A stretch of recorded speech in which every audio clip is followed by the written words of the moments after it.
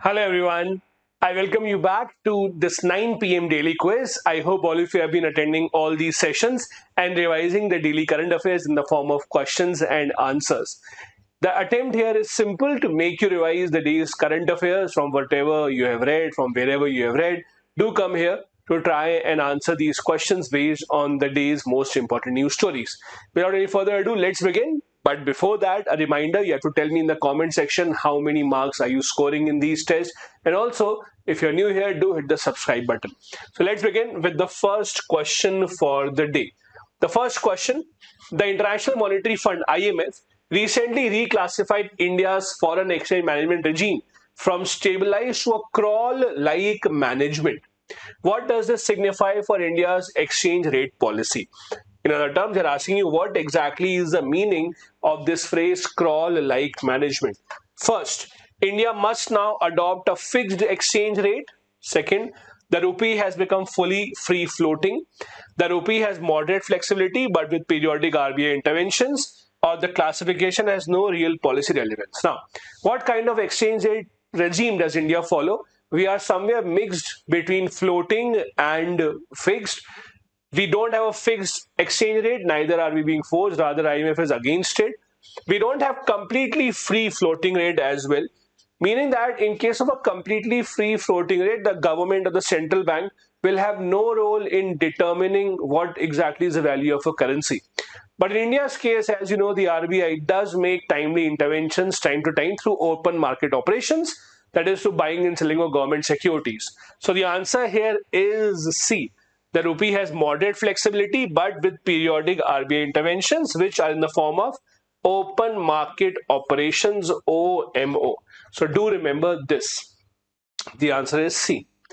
Next is question number 2. Under the newly implemented labor codes, which reform marks a major structural shift in India's labor policy framework? I have already made a detailed video on the new 4 labor codes that have now been implemented by the government after a delay of about 5 years.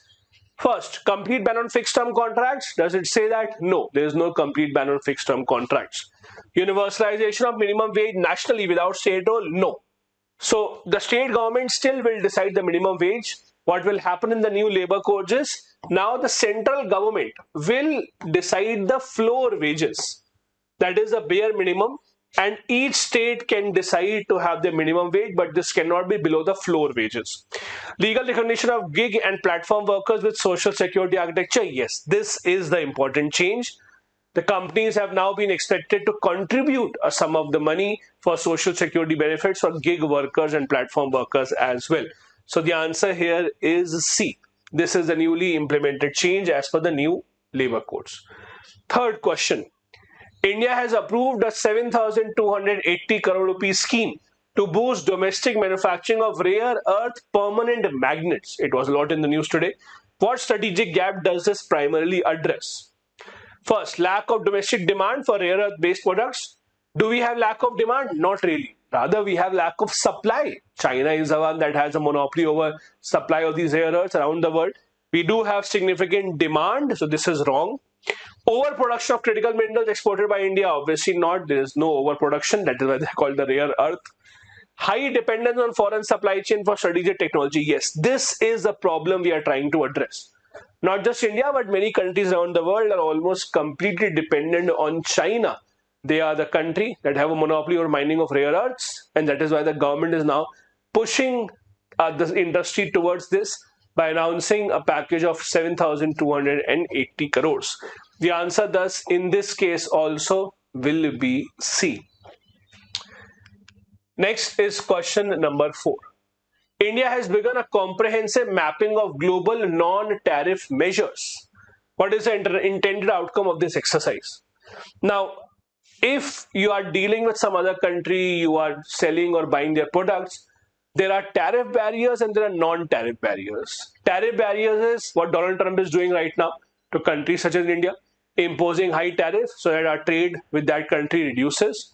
Non-tariff barrier is not about taxes. It's about putting some quota, giving subsidies to their own countries, industry, or putting certain other kind of restrictions so that we can't sell. These are non-tariff barriers.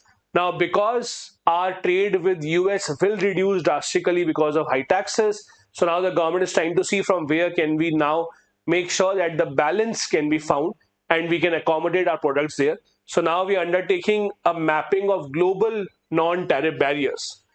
What is the intended outcome? It will restrict Indian exporters from accessing foreign markets? No, quite the opposite. Identify the global regulatory barriers to help the exporters comply and improve competitiveness? Yes, this is the objective. The government is trying to see if we can help the exporters go around these non-tariff barriers to see that they are able to meet whatever requirements have been set by the other countries. This is the primary objective. The answer thus is B. I hope you got this right as well. Next, question number 5. India has announced that its updated nationally determined contribution NDC for 2035 will be accompanied by first biennial transparency report. This move aligns with which obligation under Paris Agreement? As you know, in Paris Agreement 2015, the countries came out with NDCs or nationally determined contributions. In this, the idea was that the countries will set their goals themselves, that how much emission cut would they want to have. First, technology transfer commitment. Is this a move under this? No, it doesn't talk about technology transfer. Enhanced transparency framework. Yes, this is the idea. The government of India is openly saying that once every 2 years, we will come out with the data ourselves to tell the world how much are we cutting down on the emissions, where have we reached. India is one of the few countries in the world that are on track to achieve their NDCs. Most of the countries in the world are nowhere near their own determined contributions that they had made for themselves. The answer thus here is B. Next, question number 6. India has accelerated preparations for a national carbon market under amended Energy Conservation Act. Which design requirement is essential for ensuring that such a market maintains environmental integrity? Unlimited issuance of voluntary credits, additionally transparent MRV and avoidance of double counting, allowing the firms to self-certify emission reduction, or paying carbon price to RBI's repo rate. So the idea is that we will start a carbon market. Now, what exactly is a carbon market? Imagine this. The government will tell each company how much carbon emission are you allowed to do in a year. Let's say Government of India tells Reliance that you are allowed to emit 100 tons of carbon.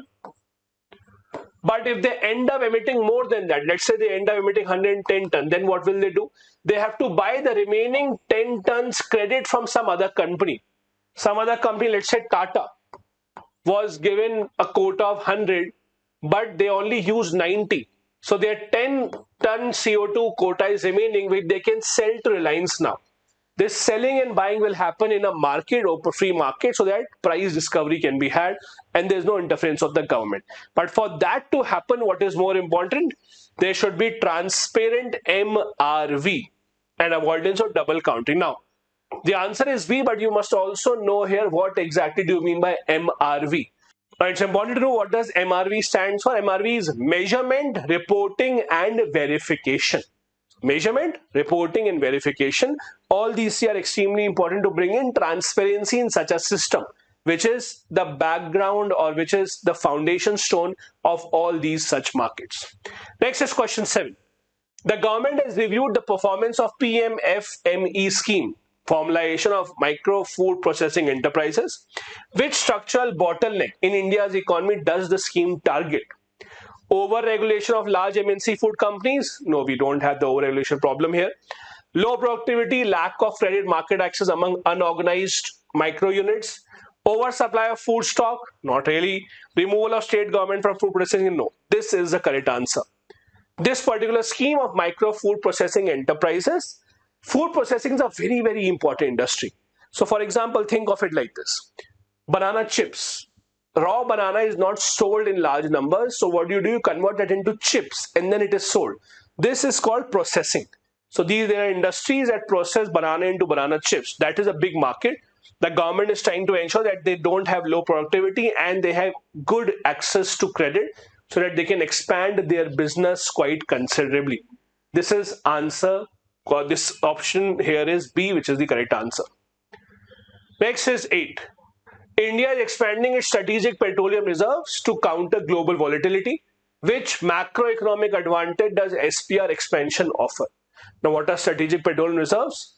In simple terms, we are building these underground wells. We already have a lot of them, where we'll be storing petrol so that in future, if there's a time that the global prices increase suddenly, we will have our own reserves for that. What are we trying to do here? It eliminates India's import dependence? No, it will not completely eliminate that. Second, it acts as a buffer against short-term crude price spikes, stabilizing the inflation expectation, improving bargaining power in procurement. This is absolutely correct. Strategic petroleum reserves are not to cut down your import. There will obviously be import, but this is just to make sure that if there is a sudden price increase, price spike, then you have your reserves to handle that situation. That is the idea here. So the answer here is B, so that we can negotiate better with the suppliers. We are not at a shortfall of these reserves. Last, number 9. India is integrating satellite-based IoT, that is Internet of Things systems, into agriculture supply chain under Digital Agriculture Mission, which is the immediate first-order benefit of such integration. It will completely eliminate crop losses? No. Real-time monitoring of soil input logistic enabling precision agriculture? Yes. This is the first biggest advantage of having IoT systems, satellite-based IoT systems that will give you real-time data, monitoring of the soils, every other parameter that you require in agriculture to increase your productivity. This is again a very important initiative that the government is doing towards improving our agricultural output. This brings me to the end of today's quiz. I hope you learned something new. Do tell me your score in the comment section. If you want this PDF, join my Telegram channel. The link is in the description of the video. You can also download my Android app called Harshmeet Study Circle, where I offer multiple other courses. You can check that out as well. The link is in the description of the video. Thank you so much. Bye-bye. Jai Hind.